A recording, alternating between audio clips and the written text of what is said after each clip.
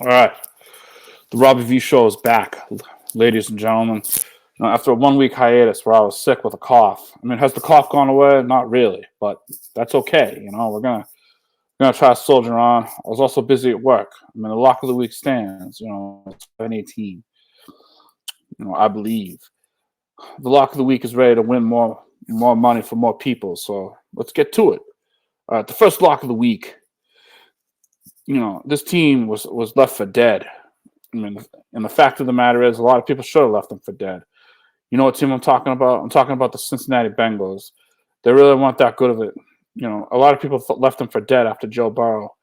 But, the kid Browning, he's playing his ass off. He's playing well. And, Jamar Chase, even though he's injured and banged up, and same with T. Higgins, I think the Bengals are going to roll into Pittsburgh and they're going to get a win. Browning's playing too well. The Bengals are going to be able to run the ball. And let's be honest, Pittsburgh offense right now really isn't that good.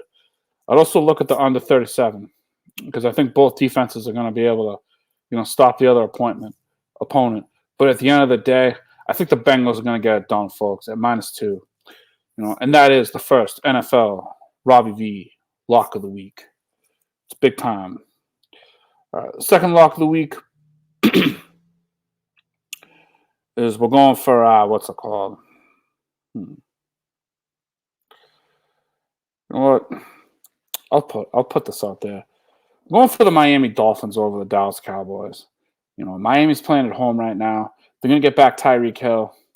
They got a good team, and they'll be able to run the ball. I realize the Cowboys are playing great football right now, but the fact of the matter is that I believe in Miami. I think they're gonna win. I think they got a good team, and they'll be able to do it. Other thoughts on the NFL? I mean, Justin Fields is playing out of his mind right now. He's playing great. He's keeping the Bears, competitive in a lot of games. They definitely surprised the Lions the last time that they played. They're playing well, and I expect the Bears to keep playing well due to Justin Fields. Unfortunately, since we are a sports-based show, we have to talk about the New England Patriots, who are not playing well. Unfortunately, folks, we found out that Bailey Zappi is not the answer for the quarterback for the New England Patriots. He's just not getting it done. It's not that the Patriots are loaded with weapons, and we have to believe that he's just not taking advantage of what he has. No, the Patriots just can't. Bailey can't get it done. He's throwing interception after interception, and he's not making good decisions on the field. I don't think Bailey's the guy. I realize he had a heck of a good day. Way back when, playing well. Last year. But the fact of the matter is that Bailey's not the guy. And every win that the Patriots has just keeps them out of the quarterback runnings for this season. So you know what, folks? I think they should have, I think honestly they should have gave Malik Cunningham a start, but that's just me for the Pats. I also don't understand why, not only do we not have an offense, but, our big defensive acquisition, whose name escapes me, the cornerback. Look it up right now, because why not?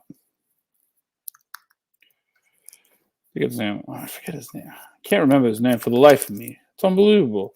Oh, yeah, J.C. Jackson. J.C. Jackson, unfortunately, is not playing that well. I mean, he's really not playing at all, due to mental health issues. I think the Patriots could have done a little bit better research on this. I don't understand why, we're sitting here doing, drafting guys who obviously aren't doing too hot. It just doesn't make much sense. The fact of the matter is that the Patriots right now, they're not playing good football.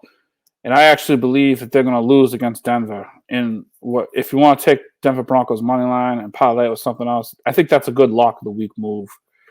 Maybe you should parlay them with the Bengals. It seems like a good idea. All right, folks. Letters to Robbie V. Dear Robbie V, where the hell were you last week? This tomfoolery is just unacceptable. I'm not really happy with you. You left us high and dry. Well, first off, I didn't leave anyone high and dry. I let the people know, through a tweet that there wouldn't be a show last week. And I did appreciate all the fans who came out, who liked my post, and even somebody said they were devastated. I never meant to devastate the people. I mean, but sometimes life just gets in the way. Victoria was acting up, and and work was really busy. And I really wasn't feeling well, so I couldn't get the show off. But I vow in the future to be more healthy, have a well-behaved daughter, and hopefully make work less busy. I'm always here for the fans and for the people. Dear Robbie V, have you started your Christmas shopping? No, well, due to the busyness of my life with with work and everything, I have not started my Christmas shopping. But I always come through in the clutch for the people, mostly for my wife and and Victoria. Although I did get Victoria a Elmo slide, so I thought that was a good move. She really likes Elmo slide. All right, let's get back to sports. All right. This segment is brought to you by Bone and Bread Food Truck over at Vitamin C Brewery. Bone and Bread Food Truck, a great food truck supported by Robbie V. You get the chicken 65 sandwich and the potato wedges. You really can't go wrong with that move. Locally, I'd like to talk about Boston College, who have been on a hell of a tear, getting a lot of good, transfers lately, such as Ryan Turner. He was a kid out of Ohio State. He was a 4-star recruit when he was recruited by Ohio State 4 years ago. BC was in the top 3, and Halfley got him. They also got some other impact transfers as well. I'm laying in on the offensive line and at running back. They got a very good one from, I believe I flipped him from Central Florida to here. So where does that leave BC football? I mean, they're going to have a lot of weapons next year. Castellanos is going to have Joseph Griffin. He's obviously he's going to have all the running backs that came in, who are probably an upgrade over Pat Garlow, and he's also he's going to have Cedric Lott. He just signed today, I believe. So BC is going to be they're going to have a lot of offensive weapons. Defensively, I think it's going to be tough, but they're definitely dealing with a new cornerback room. I mean, to say the least, they've had more. They had a lot of turnover in the secondary, but hopefully the offense will pick it up and be able to carry the defense for a little bit. But it is good to see get out there and start recruiting and get some good guys. Is this going to save his job? I mean, we're going to see, folks. But that's next year's talk. We don't need to focus on that. One more letter from Robbie V. Oh, how could I miss it? Bob from Saskatchewan asked Robbie V, what is your tips and tricks for surviving Christmas with family? Well, first of all, Bob, I appreciate you for the show. It's been, I know I was sick last week, but I appreciate your loyalty. First off, Bob, tips and trips. First off, you want to get a good night's sleep on Christmas Eve. You don't want to do anything stupid like get hammered with Aunt Maud and talk about wild games of Old Maid. That's not really a good decision. Number 2, Robbie V's Christmas guide. You want to put the presents under the tree and make sure that you don't forget that. Because that's kind of an integral part of Christmas. And you're gonna sky your kids for life if you forget that. Maybe not for life, but maybe for a pretty long time. Number 3, you want to get to wherever you're going early. It's always a good call. Well, not too early, but just don't show up. But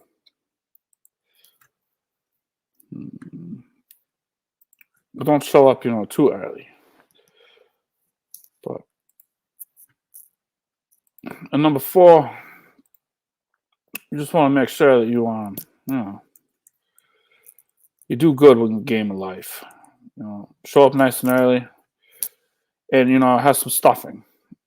If your family does stuffing, or a turkey roast. I don't know. What are you gonna do? I'm a little rusty, folks. I took a week off, and look what happened.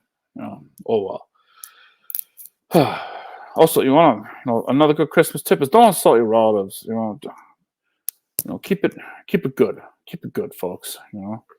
You got to get along sometimes. And you got to listen to, Uncle Maurice rant about, the political landscape of America for a couple minutes.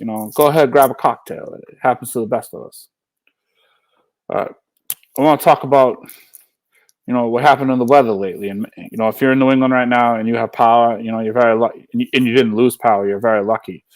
So a lot of people are wondering, well, what the fuck happened, I mean, we're sitting here. It was a nice and sunny day the day before. So let Robbie V explain. Well, two things led to a major storm here. First off, the cold front coming across the East Coast. There was a huge temperature gap, which caused major pressure falls, and our little weather buzzword bombogenesis occurred. Unfortunately, the storm from North Carolina to the middle of New York dropped about 20 millibars in about I think it was 24 hours. The second thing was this storm hit New England. On Monday, had ample amounts of moisture from the Gulf of Mexico. There was a huge fire hose from freaking basically Central Florida up to New England, up to Boston, which led to the extensive rainfall, and it also led to the high winds. Believe it or not, it was one or two bands of rain that really, bands with embedded rain or heavy rain, wind, and that basically knocked out power around 11 o'clock to most of the people who lost power in Massachusetts. So, will this happen again this winter? I don't really know. But it definitely was something. It was a weather event, not for the ages, but, we won't forget this one for a long time. All right. Dopes of the day for the week. Dopes of the day. Let's start with the Los Angeles Lakers. I mean, they raised a banner for an in-season tournament victory. Winning the tournament. I thought banners were raised for championships. I just think that's a dope of the day move. The Lakers obviously are so desperate to get banner 18 or whatever the fuck it is up there that they raised that banner. I mean, I think Kobe Bryant's probably rolling in his grave right now. It's just ridiculous. Number two, I think what's it called? I just don't, I think what's his name's an idiot. Anthony Davis and LeBron James, they allowed that to happen. It's just out of control. I just don't understand. Like what? LeBron should take a stand for winning. He's dope of the day too for allowing this to happen. Another dope of the day is Patrick Mahomes. I know it's a little old, but I don't understand why you're going on that big of a rant against the officials. Patrick Mahomes acted like freaking JFK got shot. Well, maybe not that, but he really, I think, overplayed his hand for drama. Tony was clearly offsides. There's no doubt about it. And Tony's dope of the day for thinking the refs are going to warn him. I mean, what is the ref going to do? Be like, hey, Tony, you're offside. You better go back. I mean, that's just ridiculous. Is he going to start yelling at offensive linemen, hey, you're holding, better let go? It's just not good. MVPs, they go to Denley's and Weymouth. Denley's and Weymouth was on Dave Portnoy's Barstool Pizza review. I think they got a 9.2. So I think that's shout out to Weymouth and shout out to Denley's. I can't expect Dave to go to Alumni. I mean, that's bar pizza, and bar pizza is great pizza. It's great pizza. It's definitely one of the better things in life. And it's definitely not a sin. All right, and this is Rob V, and that's my takes. Wonk of the week probably goes to all those people who showed up in private jets to the COP28 summit. I mean, haven't these guys ever heard of Zoom? If you really want to save the environment, don't show up in all these private jets emitting more carbon dioxide and CO2 than the average car does in a lifetime. But that's just me. I mean, I do the best I can, folks. I do the best I can. There's also another dope of the day. One I can't think of right at the time. But what are you going to do? Walks of the week. Probably go to the Dodgers for signing Ohtani to a freaking $700 million contract. I mean, I understand he's a once-in-a-generational talent, but my God. I mean, Jesus Christ, $700 million? I mean, do you really think you're going to get that value in freaking, the 10th year of the contract? And also, everyone's acting like this is a real, smart thing where, he's, and it is, deferring all the money. But can I take a step back for a minute? What do you expect? It's California. I mean, They're the highest tax rates in the nation. I mean, what are you going to tell them? To take all the money up front? I mean, if somebody was like praising his accountant, it's like, dude, if your accountant doesn't know that, like, to defer the money so he can get the fuck out of California and not pay those insane rates, then your accountant should be fired. All right. Next week we'll obviously talk a little bit more about sports, but with the NFL lock of the weeks and whatnot, and it's been a busy week for me. I hope you enjoyed the show, and from the Robbie V Show to your family, we wish you a Merry Christmas. This is Robbie V wishing you a Merry Christmas and signing off. Have a good evening.